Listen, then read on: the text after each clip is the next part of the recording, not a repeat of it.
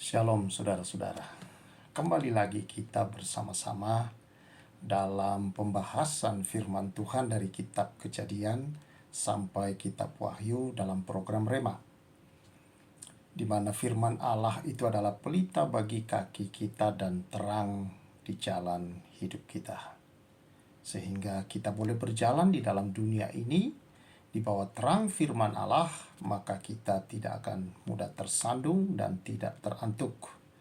Dan kita berjalan dalam kuasa perlindungan dan penyertaan Tuhan. Nah, kita akan bersama-sama merenungkannya, dan kita sudah berada pada kitab 1 Samuel pasal yang ke-6.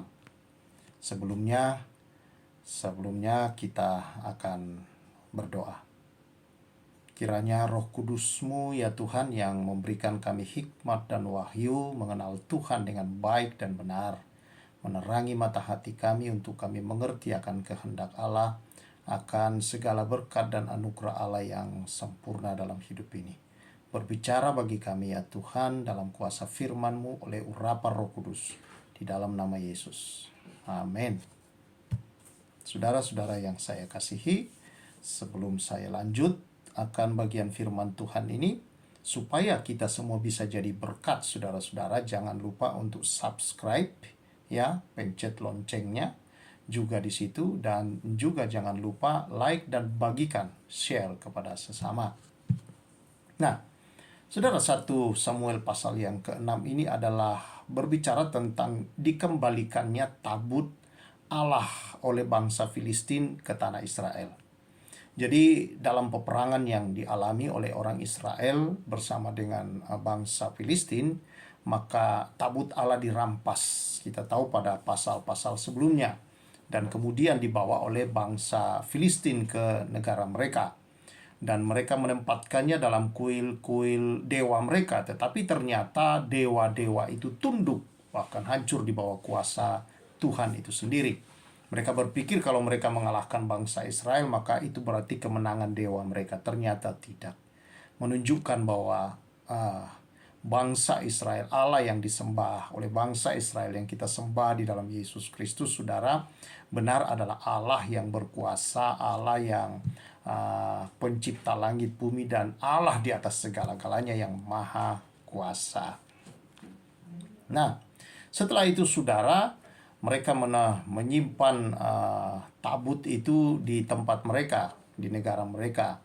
Tetapi apa yang terjadi? Maka terjadilah bencana di tempat mereka. Tuhan menulahi mereka dengan penyakit borok-borok. Lalu bahkan Tuhan menulahi juga mereka dengan pertanian mereka yang dihancurkan oleh tikus. Nah, akhirnya mereka karena sudah kewalahan, dan Allah yang mereka sembah, yang mereka anggap Allah, tidak bisa menolong, maka mereka mengembalikannya. Nah, ayat yang kelima 1 Samuel berkata, "Jadi buatlah gambar borok-borokmu dan gambar tikus yang merusak tanahmu, dan sampaikanlah hormatmu kepada Allah Israel. Mungkin ia akan mengangkat daripada Allahmu dan daripada tanahmu tangannya yang menekan dengan berat. Mengapa kamu berkeras hati, sama seperti orang Mesir dan Firaun berkeras hati? Bukankah mereka membiarkan bangsa itu pergi ketika ia mempermainkan mereka?"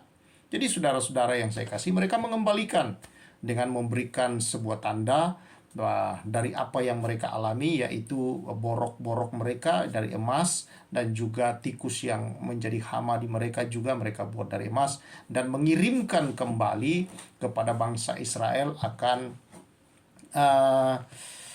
tabut perjanjian itu, saudara. Tabut Allah itu mereka tempatkan di atas kereta yang ditarik oleh seekor lembu, saudara-saudara, yang sedang menyusu dan dipisahkan dari anaknya. Dan ternyata lembu itu berlari dan masuk ke daerah bangsa Israel, yaitu di daerah orang kalau kita baca di sana di daerah Bet-Semes, yaitu ladang Yosua. Saudara yang saya kasihi, ketika ada sampai di sana, di sini kita melihat bahwa betul-betul saudara-saudara, Allah Israel ini adalah Allah yang berkuasa atas segalanya. Dia menaklukkan dewa-dewa yang lain, bahwa dewa-dewa yang lain tidak ada apa-apanya. Dan juga saudara-saudara bahwa dia berkuasa atas alam, atas hewan, atas apa saja, atas segala sesuatu. Dia bisa menggerakkan semua itu. Inilah menunjukkan kebesaran bahwa dia benar Allah yang hidup, bukan sekedar Allah yang mati yang disembah bangsa-bangsa lain di sekelilingnya. Dan kita bersyukur saudara-saudara bahwa Allah itulah yang kita sembah. Allah Abraham, Ishak, dan Yakub yang kita sembah, yaitu di dalam Yesus Kristus, Tuhan dan Juru Selamat kita yang hidup itu. Nah, ketika masuk ke tanah Bet-Semes, ke tanah ladang atau Yosua di daerah Bet-Semes, maka orang-orang Bet-Semes mempersembahkan persembahan kepada Tuhan. Karena begitu mereka gembira menerima akan hal itu. Tetapi beberapa orang dari mereka, saudara, menengok ke dalam, pergi melihat ke dalam tabut itu. Dan itu adalah sesuatu yang tidak boleh. Dan akhirnya apa yang terjadi? Bahwa mereka mati akibat daripada melihat ke dalam itu. Mereka mati terbunuh oleh Tuhan. Apa yang kita bisa pelajari? Saudara perlu mengerti satu hal. Bahwa untuk kita mengerti apa yang ada di dalam perjanjian lama, yang adalah bayangan daripada yang akan datang, yaitu perjanjian baru, yaitu Kristus Yesus, saudara, maka kita harus membaca juga di dalam perjanjian baru dulu. Barulah kita akan mengerti apa yang dimaksud dengan bayang-bayang yang ada di dalam perjanjian lama. Jadi yang aslinya sesungguhnya adalah perjanjian baru. Dan yang ada di perjanjian lama itu adalah bayangan daripada Kristus itu sendiri, saudara-saudara. Nah, kita tahu bahwa kotak itu, saudara, ya, saya katakan kotak, ya, saya kasih contoh lah begini. Nah, itu adalah seperti peti, saudara-saudara, ya, kotak, lalu ada tutupnya di atas, ya, ada tutupnya, katakanlah demikian, dan di atasnya ada kerup, ya, bergambar seperti gambar malaikat yang punya sayap, saudara. Nah, di dalamnya isi daripada peti itu, saudara, tabut perjanjian itu adalah ada 2 loh batu 10 hukum Taurat, lalu kemudian ada tongkat Musa yang berbunga itu, dan ada manna. Dan ini adalah lambang, saudara-saudara, daripada pemberontakan manusia, bahwa 10 hukum itu adalah lambang daripada penolakan manusia terhadap pemerintahan Allah dalam hidup manusia. Mereka tidak ingin langsung Allah yang memimpin, langsung Allah yang menuntun mereka, saudara. Maka mereka meminta penuntun yang lain. Maka Tuhan berikan aturannya, itu Taurat itulah. Nah, tapi Taurat itu adalah standar Allah, makanya tidak bisa dipenuhi oleh manusia. Tongkat Harun, saudara, adalah berbicara tentang pemberontakan manusia terhadap kepemimpinan Allah. Kepemimpinan Allah. Nah, kepemimpinan rohani, saudara-saudara. Dan yang menjadi persoalan juga adalah manna. Manna adalah kenapa disimpan, saudara-saudara, sebagai lambang daripada penolakan manusia terhadap persediaan Allah. Ya, penolakan manusia. Nah, tetapi saudara-saudara, itu sudah ditutup dengan tutup yang disebut tutup pendamaian. Disinilah, saudara-saudara, kalau imam besar masuk di dalam ruang Maha Kudus sekali 1 tahun, dia membubuhkan darah di atasnya. Maka tutup pendamaian ini adalah lambang daripada Yesus. Dan darah itu adalah lambang daripada darah Kristus. Darah dan Yesus yang mati di sana, saudara, menutupi dosa kita dan pelanggaran serta kesalahan kita. Itu yang dikatakan oleh Mazmur pasal yang ke-32. Berbahagialah orang yang dosanya ditutupi dan yang kesalahannya, saudara, tidak diperhitungkan lagi oleh Allah. Jadi itu sebabnya, saudara-saudara, karena sudah ditutup, artinya tidak boleh lagi kita tengok masuk. Tetapi banyak dari orang-orang Israel mencoba untuk menengoknya masuk, saudara, maka mereka mati. Itulah yang dikatakan di dalam kitab Roma, di dalam perjanjian baru, saudara-saudara, bahwa apa yang dilakukan oleh hukum Taurat itu, saudara-saudara, hukum Taurat, satu, dia merangsang dosa. Dosa baru disadari oleh manusia, bangsa Israel, ketika ada hukum Taurat. Nah, saudara, ternyata hukum Taurat membangkitkan dosa, merangsang dosa di dalam diri manusia. Dan ini berarti membawa kepada maut, kepada kematian. Jadi hukum Taurat, saudara, itu benar, suci dan kudus. Tapi karena tidak ada yang bisa menggenapinya karena dosa, saudara-saudara, maka mautlah yang terjadi. Itu sebabnya orang menengoknya. Nah, saudara yang saya kasih dalam Tuhan Yesus Kristus, itulah sebabnya Yesus ada di sana mendamaikan kita dengan Bapa di surga. Dia, kemudian saudara-saudara, kerup adalah tanda kehadiran Tuhan di sana. Dia melihat kita, saudara-saudara manusia berdosa, melalui Kristus dan darahnya.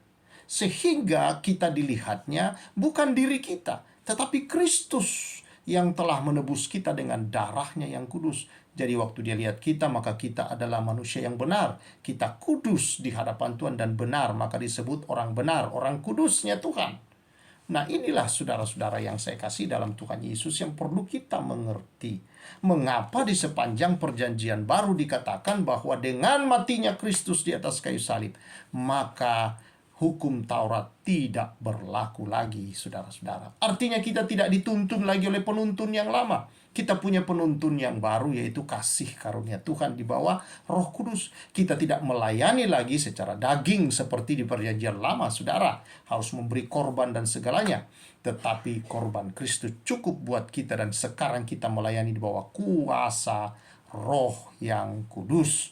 Nah, saudara-saudara yang saya kasihi di dalam Tuhan Yesus Kristus, ini membawa pengertian kepada kita supaya saudara-saudara kita tidak mati dalam iman. Banyak orang-orang percaya yang sepertinya orang Kristen, tetapi masih hidup di dalam Taurat itu sendiri, saudara. Seolah-olah kalau dia tidak melakukannya tidak selamat. Saya mendengar baru-baru ini 2 malam yang lalu, saudara-saudara, seseorang berkata bahwa melalui perjamuan kudus kita diselamatkan. Ada yang berkata melalui nama Yahweh kita diselamatkan. Melalui apa segala macam. Tidak. Hanya kasih karunia, saudara-saudara. Kalau kasih karunia Tuhan, artinya keselamatan itu tidak ada usaha kita. Itu semua pemberian Allah. Setelah kita diberi, maka kita hidup dalam kebenaran. Karena status kita berubah. Kita orang benar, kita orang kudus. Maka ketika kita mau menengok kembali ke dalam peti itu, ke dalam dosa-dosa itu, saudara, ke dalam apa yang Yesus sudah tutupi dan selesaikan, saudara-saudara, maka itu akan mendatangkan kematian ke dalam kehidupan kita. Nah, saudara-saudara yang saya kasihi di dalam Tuhan Yesus Kristus, karena itu kita sekarang berada di bawah kasih karunia Tuhan. Tidak di bawah kuasa dosa, tidak diperintah diperhamba oleh dosa. Kita adalah hamba kebenaran. Kita adalah hamba-hamba Tuhan. Dan namanya hamba hanya hidup menaati Sang Tuhan. Hidup di bawah kuasa Sang Tuhan. Itulah kita, saudara-saudara. Nah, kita bersyukur akan hal ini, saudara. Bahwa kita dilepaskan dari maut. Kita dilepaskan dari kuasa dosa dan kuasa maut. Sehingga kita tidak lagi mengalami penghukuman oleh karenanya, saudara. Karena Kristus menanggung hukuman kita di dalam tubuhnya. Di kayu salib itu, saudara. Ini sebuah anugerah yang besar untuk kita. Kalau saudara membaca di dalam 1 Korintus pasal yang ke-7, lebih jelas lagi di sana dijelaskan kepada kita, saudara-saudara yang saya kasih, bahwa dengan kita telah mati terhadap hukum Taurat. Terhadap hukum Taurat kita sudah mati, saudara-saudara. Jadi terjadilah hal yang tidak baik, saudara-saudara. Digambarkan perkawinan itu hanya boleh terjadi perpisahan yang sesungguhnya ketika seseorang mati. Misalnya, kalau yang pria mati, berarti si perempuan boleh menikah lagi. Atau yang wanita mati, maka si pria barulah boleh menikah lagi. Jadi yang memisahkan pernikahan Kristen adalah kematian, saudara-saudara. Nah, dia tidak punya hubungan lagi. Nah, dia lanjutkan di sana bahwa dia berbicara bahwa kita telah mati terhadap hukum Taurat. Dan kita sekarang adalah milik Kristus. Artinya, saudara-saudara, kita ini adalah mempelai wanitanya Kristus. Tetapi kemudian banyak orang Kristen yang kembali menikah atau berselingkuh, saudara-saudara, dengan Taurat. Maka inilah perzinahan rohani itu yang dimaksudkan. Saya berdoa dan berharap bahwa kita tidak berada di situ, saudara-saudara. Karena itu belajar Alkitab sungguh-sungguh. Perlu kita melihat di mana letaknya hukum Taurat dan di mana letak kasih karunia. Bahwa untuk saat ini kita tidak hidup di bawah tuntunan dan bimbingan serta kuasa daripada Taurat, tetapi kita berada di bawah kasih karunia Tuhan. Kiranya kebenaran ini, saudara-saudara, memerdekakan kita. Karena kita tidak ingin mati, saudara-saudara. Kita tidak ingin seperti 70 orang ini yang mati terbunuh oleh karena lancang, saudara, melihat ke dalam kembali. Dia menengok kembali ke sana. Ini baru menengok. Bagaimana kalau bukan hanya tengok tetapi hidup di dalamnya, mulai melakukannya kembali? Ini perzinahan rohani. Ya. Dan ini yang harus saudara-saudara kita perhatikan dengan baik supaya kita tidak menjadi salah di dalam melangkah di hidup ini, saudara-saudara. Ya, karena kalau demikian, saudara-saudara, itu yang menyebabkan orang Kristen dalam imannya menjadi mati. Ya. Nah, saudara bisa membacanya juga di dalam Roma pasal yang ke-7 yang saya maksudkan tentang pernikahan tadi, saudara. Ya.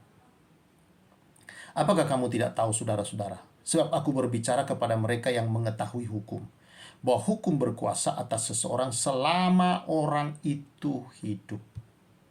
Sebab seorang istri terikat oleh hukum kepada suaminya selama suaminya hidup. Akan tetapi apabila suaminya mati, bebaslah ia dari hukum yang mengikatnya kepada suaminya itu. Jadi selama suaminya hidup, ia dianggap berzina kalau ia menjadi istri laki-laki lain. Tetapi jika suaminya telah mati, ia bebas dari hukuman, sehingga ia bukanlah berzina kalau ia menjadi istri laki-laki lain. Jadi saudara, kita sudah menikah sebagai gereja Tuhan dengan Kristus, dengan kasih karunia. Lalu kita masih bermain-main, saudara-saudara, dengan Taurat. Ini artinya kita sedang berselingkuh atau berzina. Ya.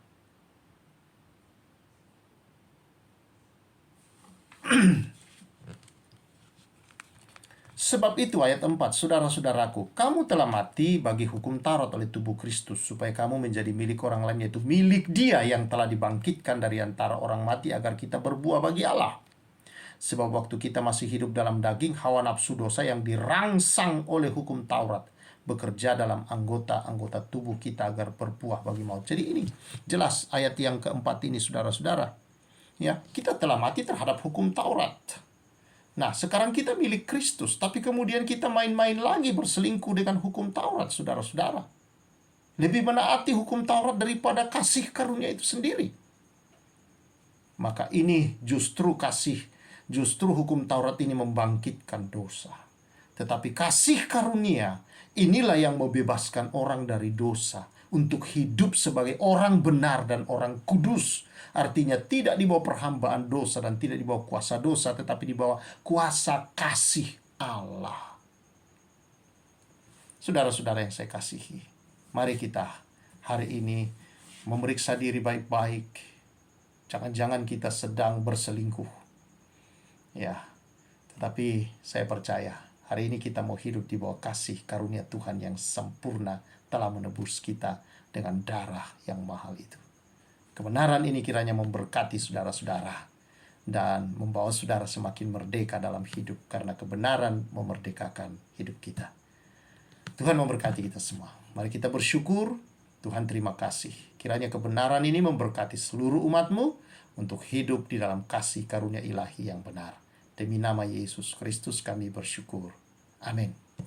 Tuhan memberkati kita semua, saudara-saudara. Sampai jumpa dalam program berikutnya. Dan saya, Pastor Samuel, menyampaikan salam restorasi.